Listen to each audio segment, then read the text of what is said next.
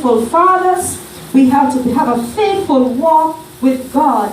Then we keep on walking in faithfulness and in the promises of what matters.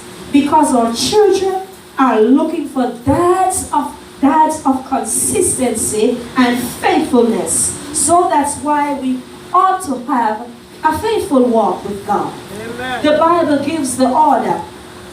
The head of the man is Christ. So, first of all, our fathers, you as fathers must be sure to be the head of your household and let God be the head of your life. Amen. What a tremendous responsibility we have as fathers today. Amen. Because the Bible says that we are the head of the whole. Somebody say head. Head. We are the head, or you are the head of the home.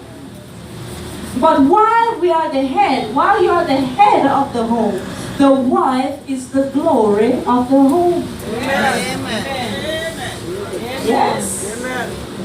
Man, in some homes, if the woman is not here, everything turns upside down. Am I speaking the truth? Yes. But the man is the head. So women, you're not working by yourselves. Men, you're not working by yourselves. You're working together. My husband, what do you think about Johnny going to the football game? Don't just send the ball after the football game. Daddy, come home, don't know where the son is. Where is my son? Oh, he went to the football game. So nobody told me about it. We have to work together as a team. Amen? Amen. Make decisions. Don't let mommy say I can get the phone and daddy say I can't get the phone. Sit and plan together. We can our budget manage if we give this boy a phone, this girl a phone. The responsibilities of the household does not rest on one person. It's not one person run the family. Both must work together in unity. Amen. When daddy says, yeah, mommy can't go say name. Child become confused. Amen. And there's division in the home. Amen. Child lose respect for one parent. True. Child regards one parent over the other. Is that what God wants? No. I've never seen the Father, Son, and the Holy Spirit divided. They are three in one. And whatever the head says, all says. Am I speaking the truth, my brother? Amen. Jesus was on the cross, and he said, Father, if it be your will. It was not dependent on anyone. Hello. If Jesus was like some of us men, and we knew that we had the power to come off that cross, when the first nail hung in our hand, as a matter of fact, as we see the nail, we are out of there. Am I speaking the truth? But Jesus was not working on his own. He was working with his family. Amen.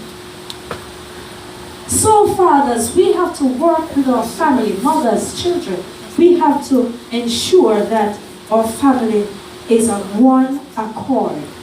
His wife and his children look at him and see him as a husband and a father who loves God and loves him with his whole heart and loves them as a family.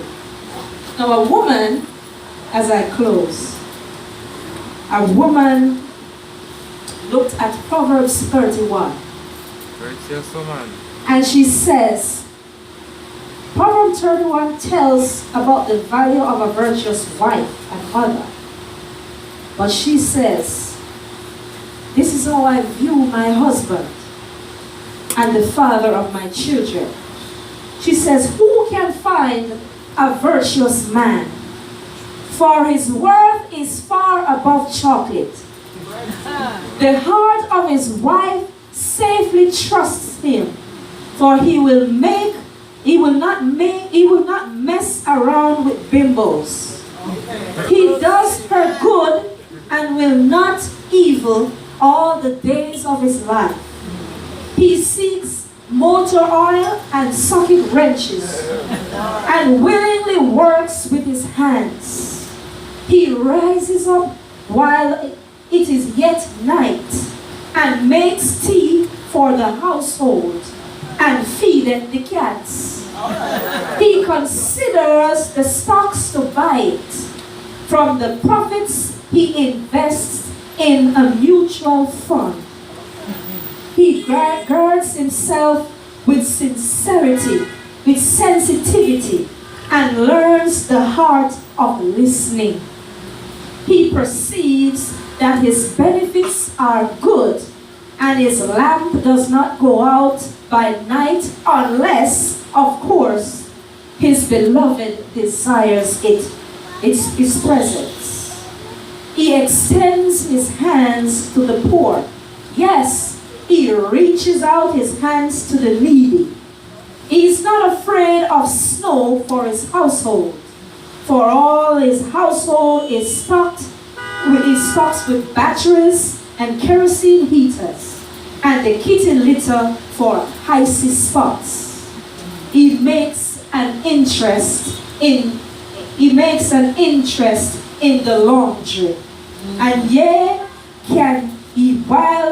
can use an iron, and he can spray starch, and he wears socks, and his socks match.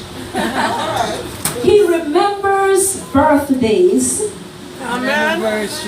And he writeth his own cards. And he helps with the shopping and the wrapping of gifts. He watches not over muchly of sporting events. And he does not eat the potato chips of idleness.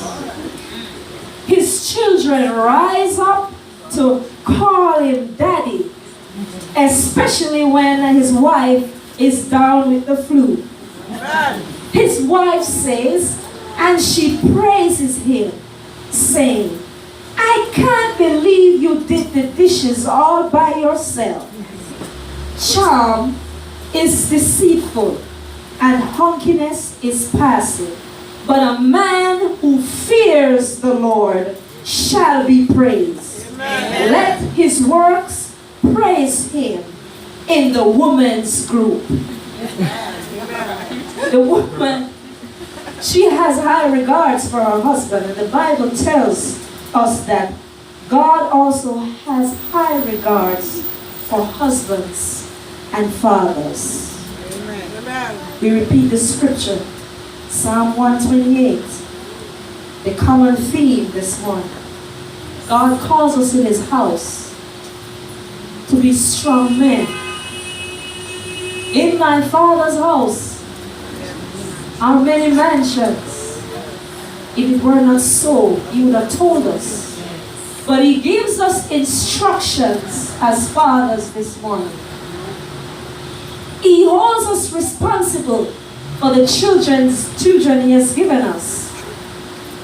You want to receive those houses? Do you want to dwell in those houses that God has prepared without your children? Without your family? This is the question we ought to think about this morning. Amen. You must keep your promises, men, concerning your relationship to the Lord. You must keep your promises with the relationship to your family. And not only your family, your immediate family, but the families around you. Your church family, your work family, the neighbor next door.